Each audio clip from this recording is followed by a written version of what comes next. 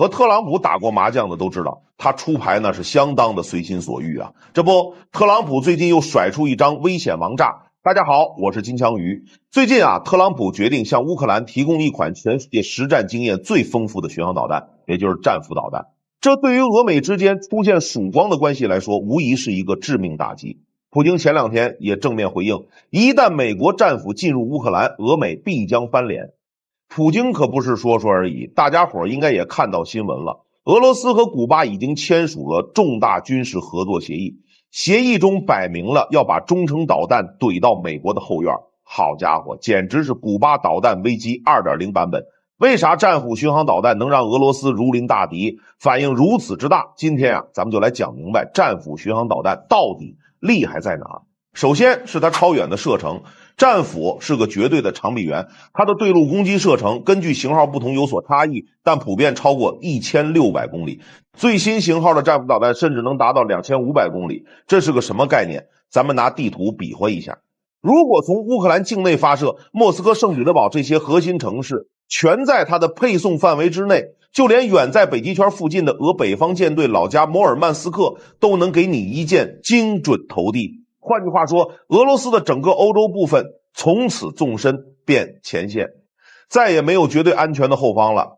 战斧导弹的超远射程首先得益于它采用了大涵道比设计的涡扇发动机，这种设计让吸入的大部分空气不进入核心燃烧室，而是通过外涵道直接排出，产生推力。这种方式类似于民航客机的发动机，燃油经济性非常好，唯一代价是难以实现超音速飞行。但是这对于追求射程而非速度的巡航导弹来说，可以说是理想选择。而且战斧导弹在发射后会展开一对翼展约 2.65 米的弹翼，这种大展弦比平时弹亦能为导弹提供约 80% 的升力，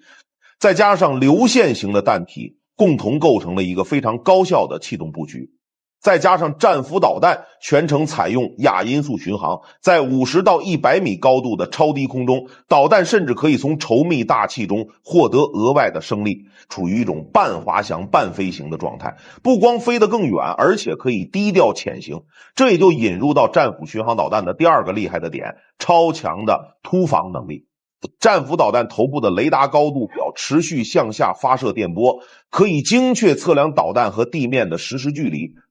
这个数据进入飞行控制系统后，再和控制系统中预设的离地高度进行比较，然后通过控制尾翼和弹翼像自动驾驶仪一样，让导弹以最佳距离贴着地面飞行。由于它飞得很低，而且地面雷达的电磁波会被地球曲线和地面物体遮挡，等雷达终于看见它已经快飞到头顶了，留给防空系统的反应时间被压缩到了极致。而且目前的很多远程防空导弹，比如著名的 S-400， 就是为了拦截在高空飞行的飞机和弹道导弹设计的。你要让这些高空狙击手弯下腰来打一个贴地飞行的老鼠，属实是有点难为人了。这也是为什么特朗普一放出消息要给乌克兰提供战斧巡航导弹，普京就立刻接受采访，表示俄罗斯将会加强防空系统，这是真的忌惮战斧的威力。最后咱就说到战斧巡航导弹超绝的精准打击能力。1991年海湾战争就是战斧的成名之战，美军对伊拉克发射了291枚战斧巡航导弹，命中率达到 85%。此后在多次实战中也反复验证了它的高精度打击能力。战斧巡航导弹的精准靠的是4大技术的环环相扣。惯性导航系统可以提供基础的方向和位置感，但它有个缺点，就是误差会随着飞行时间的增加而累积。这时候地形匹配和 GPS 就会在关键节点修正惯性导航产生的偏差，确保导弹始终行驶在正确的航线上。而数字场景图像匹配系统则在导弹接近目标时睁大眼睛，把看到的实际景象和脑海中预存的目标照片进行精确比对，完成最后的微调，确保精准命中。当然，这么一个优秀的战术导弹造价也不菲，有资料显示，就算不含全部设备和服务，1枚战斧的对外军售单价已经高达100万美元。造价高也意味着它的产量有限。美国海军是强烈反对特朗普把战斧支援给乌克兰的，自家都不够用了，你还拿去给别人吗？但是回到我们开头所说的，从来没有人能猜透特朗普的出牌规律，就连美国人自己也不懂。